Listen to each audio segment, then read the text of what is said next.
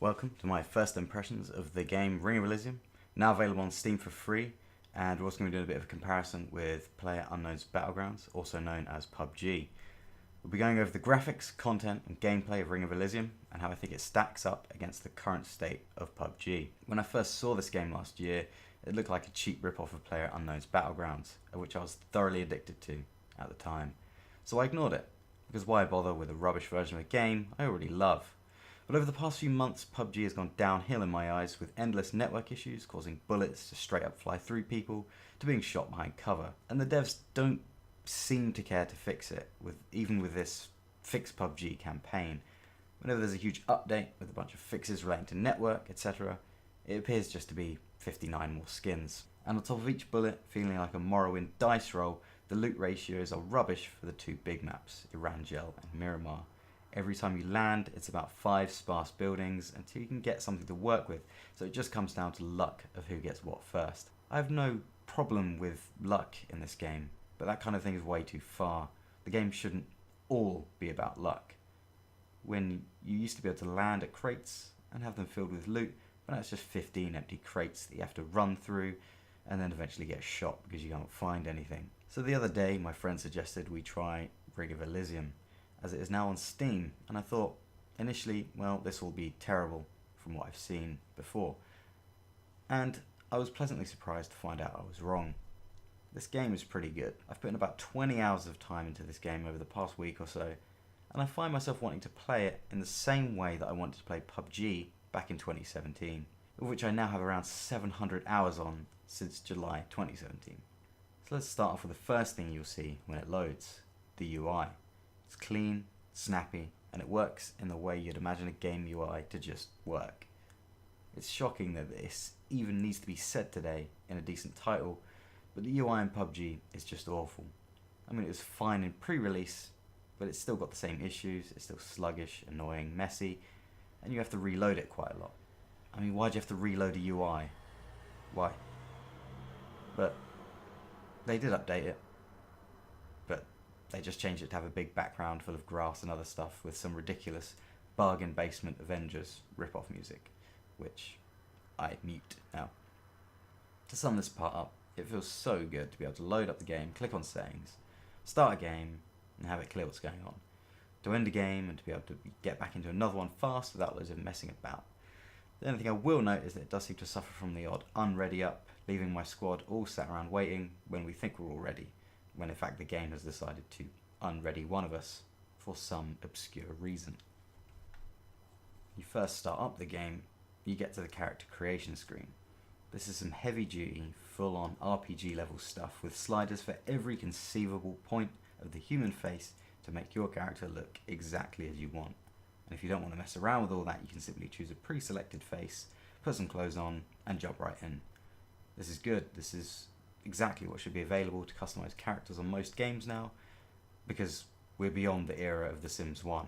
You could spend hours on this alone if you wanted, in order to get the perfect avatar of yourself, which I think adds a lot more to the character individuality than 3 preset faces and 10 million items of gaudy clothing. Now onto the graphics. They aren't the best, if I'm honest, but the art style is cool. It's not as technically impressive as PUBG, which has Unreal Engine 4 backing it up, and doesn't look as realistic, but it's also not cartoony.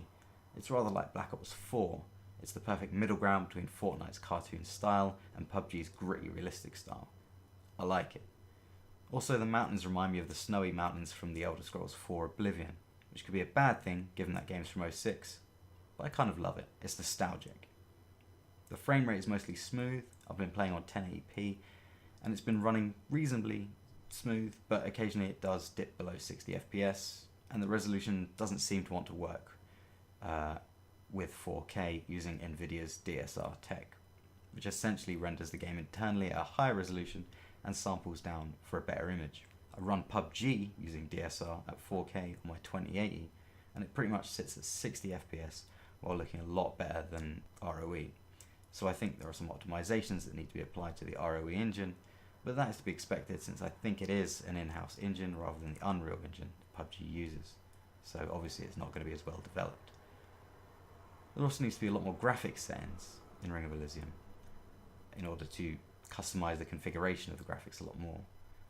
I've heard of other people with issues setting resolution and setting windowed, full screen or borderless modes, and it seems the game really doesn't want to run on anything other than native resolution of the monitor. So, on to audio. The audio in Ring of Elysium is fine. It works. The guns don't sound totally realistic, but they sound loud and powerful and in line with the overall aesthetic of the game. In terms of distance and direction, PUBG beats it hands down.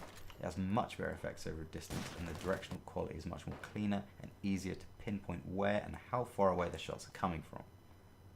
The overall ambience of ROE is a similar story. It's fine and suits the game, but PUBG's ambient sound just beats it hands down. It makes for a much more scary and immersive experience. This could also be attributed to the game engine, as I imagine the Unreal Engine probably has a better audio subsystem. The vehicle sounds as standard, they get the job done and aren't too loud as to drown everything else out. Again, PUBG is more realistic in this regard, but the audio fits the overall theme of each game respectively. In terms of content, there's only one map at the moment, which is totally different from the one I remember seeing in the previews last year. It's a snow map, and boy, it's awesome. I love snow maps. From Super Mario Bros. Snow levels, to Crash Bandicoot 2 snow levels, all the way to Crisis. It's a really cool feel to the map, especially this time of year. Also, as the map gets colder, I'll get more onto this later, snow builds up on the guns and it's a really cool effect. I love it. All it needs to do now is freeze over the scopes like in Crisis 1 and it's sorted. The whole screen does start to freeze over though when the cold really hits, and it's awesome. Talking of guns, there are plenty here, ranging from starting pistols to shotguns and assault rifles all the way up to snipers. I don't think there are as many as there are in PUBG, but the decently spread out loot across the map and the consistently useful nature of all the weapons means that you'll pretty much always be ready to rumble. And of course there's all the usual gun attachments and scopes, everything from red dots to holographics to different types of foregrips and also compensators, suppressors, etc. So there's everything you could possibly want for customizing your weapon depending on how you want to play. And on top of that, there's all the usual pickups of loot, such as first aids, medkits, bandages, and they all operate with pretty much the same keyboard layout as it did in PUBG, so it's really easy to move from one game to the other. Now to the real meat and potatoes, the gameplay. And this is the point where I should say I love PUBG. It seems like I hate it from what I've said so far, but it's only because it's such a good core of a game that is slowly being eroded. The gameplay in PUBG is hardcore. Getting the right attachments and putting on the weapons manually, the balance of the loot, the backpacks, the lack of hand holding is all what I love in PUBG. Ring of Elysium is cut from the same cloth, but it has much simpler mechanics that make the gameplay easier and smoother, such as attachments that auto-equip, no backpacks, and the ability to mark on the screen for the whole squad by pressing Q. There are the usual options of solo, duo and squads, with auto-matching, and of course first person and third person perspectives. So everything is set up for playing with your friends and getting the experience you want. It's easy. The only issue is that when selecting a squad, it doesn't interface with Steam to invite your Steam friends in. It uses its own system. Not too annoying, but it's just easier when games integrate with Steam. Getting into a game is a lot quicker, but it does lack some of the precision and technicality available in PUBG. You start off with an overview of the map and select where you want to start off, while being able to see where everyone else is starting off around you. Everything is within a grid and only one team can land in one segment at a time, so you are less likely to run straight into enemies off the bat, giving you a chance to loot up. This, in conjunction with the smooth UI, means that getting into a game is quick and easy, which brings me back to PUBG. The parachuting mechanic is brilliant and results in a lot of trial and error and skill in order to get the perfect landing. But again, recently things are going wrong. It takes longer and longer to matchmake, the waiting lobby now no longer has guns to use in it, and so it can be over 1 minute of running around bored. Then, as I said before, you can easily land, find nothing, and get blown away in seconds. Then it's back to going through the annoying, unstable UI to get another game going. The circle that pushes players towards a final area of contention in ROE is now technically a set of polygons that close in, and they are comprised of a storm that comes in and freezes everything over, slowly killing you if you aren't fast enough to get away. The gameplay is also slowly changed as the cold comes in. Cars get harder to handle and the player vision becomes severely impaired, It's exciting and makes you want to get out quick to a safe zone. But it also makes it kind of enjoyable, in a way, to be stuck in the storm, rather than just running and taking damage from nothing.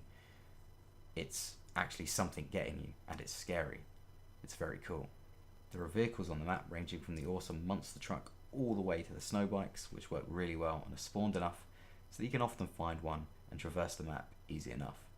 The physics of them is simplified, which is in line with the rest of the game, and even in first person mode it switches to third person when driving in order to make seeing around the vehicle easier.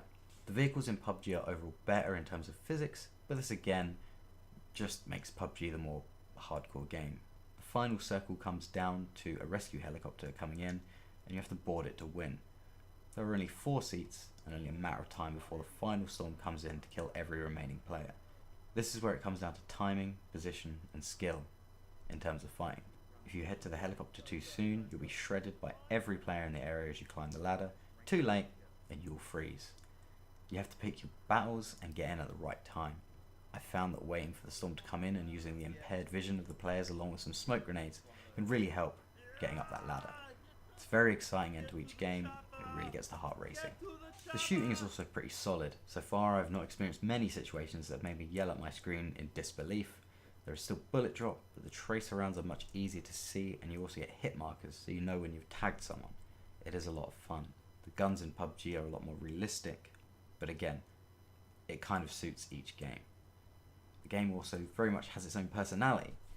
On top of the art style and snow map, it capitalises on the winter theme with 3 options for what you start with: a glider, a snowboard, or a climbing kit, each allowing you different ways to tackle the game, with certain climbing and rappelling points that can be used and areas you can snowboard down or fly off. These selections also determine what you can hold in replacement of backpacks.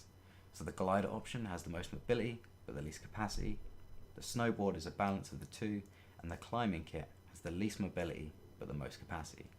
The addition of these packs means that you can play in a certain style. It also means when the chips are down, the storm is closing in, and there aren't any vehicles around, you can still traverse the map without having to just rely on auto run or simply getting outrun by the circle. It's also much more engaging and entertaining to snowboard down a mountain, fly across the landscape, or rappel down, rather than watch your character run a marathon for 10 minutes. Each of these options comes with a starting weapon also, either a Glock, a USP, or a shotgun with limited ammo. This means you can fight straight away if you need to. This brings me on to another issue with PUBG, and that is that if you don't get a weapon, you are screwed, as the melee combat is rubbish. Again, something that was kind of kooky and funny in pre-release, but now it's a full-on release title, it's just kind of stupid. It's not often you end up without loot after a couple of buildings in ROE, but in the rare event you do, you still stand a chance with the starting weapon. It's not to say that I would want all these streamlining features in PUBG. As I mentioned, I like the hardcore nature of the game, and this is what makes me a bit sad that I'm now more drawn to ROE than PUBG, because I think these games could coexist with me perfectly. Some days I feel like a more heavy-duty, tough experience, and some days I feel like something a bit more easygoing. Another great thing I'm really enjoying is the lack of ridiculous skins. There are skins to buy and skins to use and unlock, but they are all within the reality of the game. PUBG has become a cesspit of random skins and masks on players all running around with now what look like Nerf guns. So it's very refreshing to be playing a game where every player looks believable within the game world, and the guns aren't bright pink. Also, with the properly spread loot and the tight weapon roster, it's much easier to loot up and be ready for the majority of encounters in the game.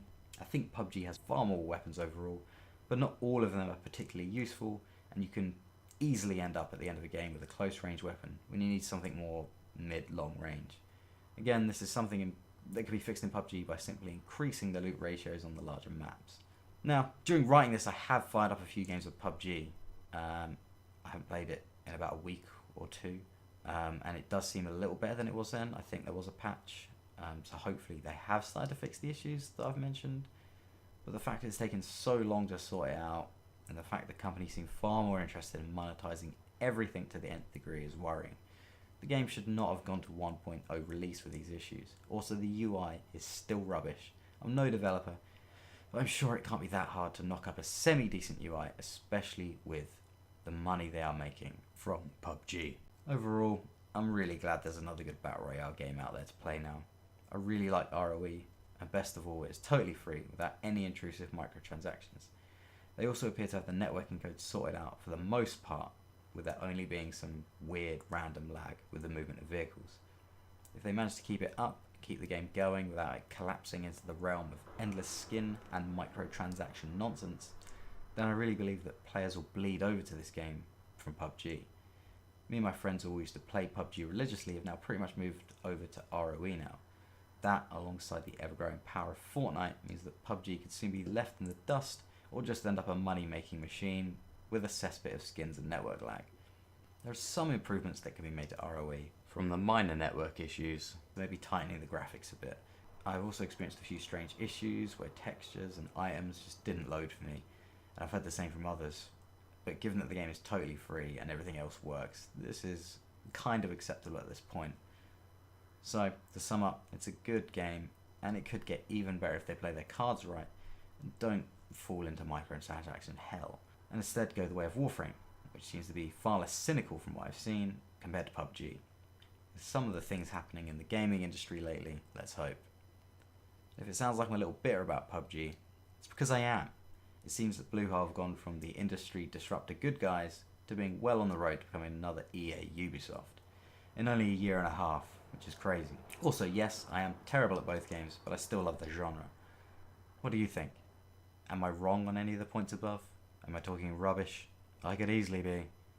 Let me know in the comments and give me a like and subscribe, or a dislike and a reason why, so I can make the next video better. See you later. Peanuts help. Peanuts, help. He was right. You're shooting at nothing, Aston. You were shooting at nothing.